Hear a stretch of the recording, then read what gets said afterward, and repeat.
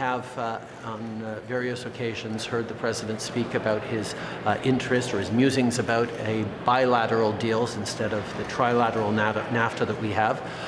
Canada's position is, and always has been, that the trilateral approach is actually better for Canada, for Mexico, and for the United States.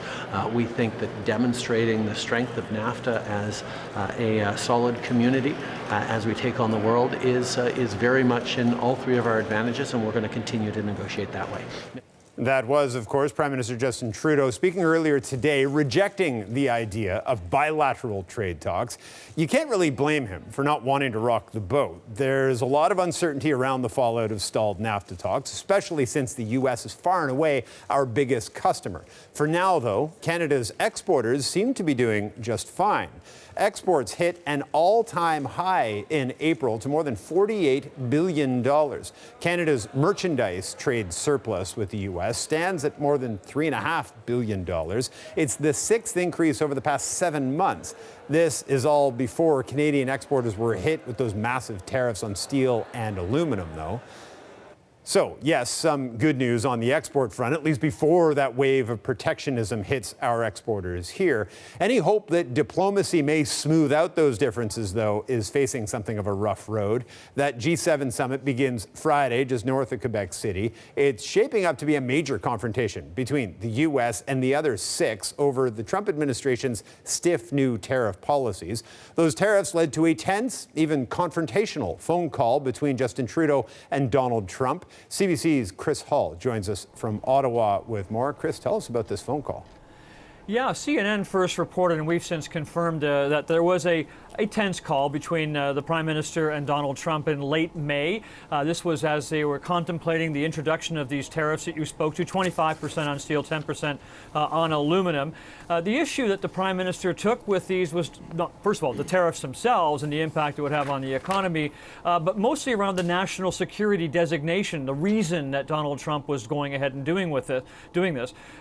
Clearly, Prime Minister Trudeau said publicly, and he said then that Canada has been an ally in 2 world wars and in Afghanistan, and it was an insult that this would be the reason for doing this. Then Donald Trump apparently said, but didn't you guys burn down the White House? An apparent reference to the War of 1812 and specifically to the British forces of the day, burning down the White House in 1814 in retaliation for a previous raid by Americans on York, which is, of course, now Toronto. So that was the line in it. The expectation was that this was maybe a quip, but it came at a time in his conversation, Peter, where clearly there was a bit of tension on the line. Now, you had a clip of Larry Kudlow, the Trump administration's top economic advisor, earlier.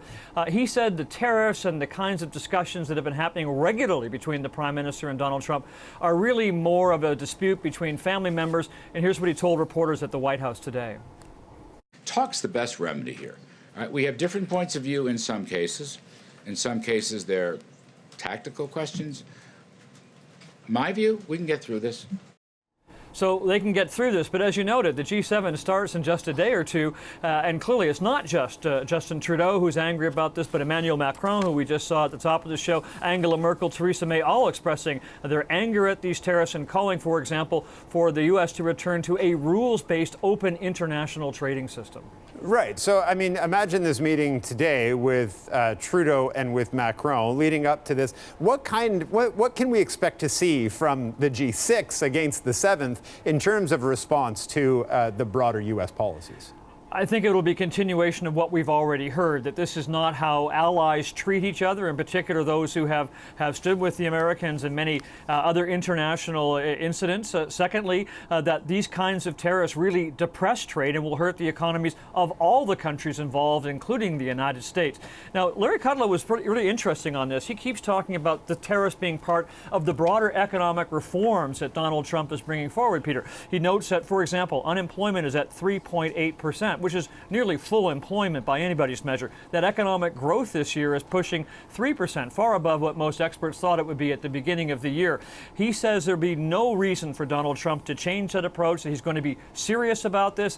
And he said, really, it's about time that the allies, including Justin Trudeau, recognize how seriously he takes as part of the program he's putting forward to try to get America back in an industrial forefront, but also to create those jobs that have disappeared over the last several decades. And I understand we heard something from Chrystia Freeland earlier today. Did you get a response from her? Yeah, very quickly. Chrystia Freeland was asked about what these tariffs might mean and the impact that it was having on the relationship between the Prime Minister and Donald Trump. As you probably know, we've seen a lot of photos of them gripping and grinning. Clearly, the Prime Minister has made a point up until now publicly, while he may be critical of U.S. policy, to refrain from criticizing the President himself. So today we asked Chrystia Freeland about that, and here's what she had to say. The Prime Minister and the President have a truly warm personal relationship, and that's a good thing. That's good for Canada. Having said that, as the Prime Minister said clearly on Thursday and has said in the subsequent days, on Thursday, the United States took an illegal action which was directed against the closest allies of the United States, including Canada. One final point, Peter. The European Union announced today it is going to be imposing tariffs very similar to what Canada has announced it will put in place in response to what the Americans have done. Those two will take effect on July 1st, and Chrystia Freeland saying it's part of a concerted and coordinated effort to push back against Donald Trump. All right, we'll leave it there. Good stuff as always, Chris. Thanks for this. Chris Hall in Ottawa.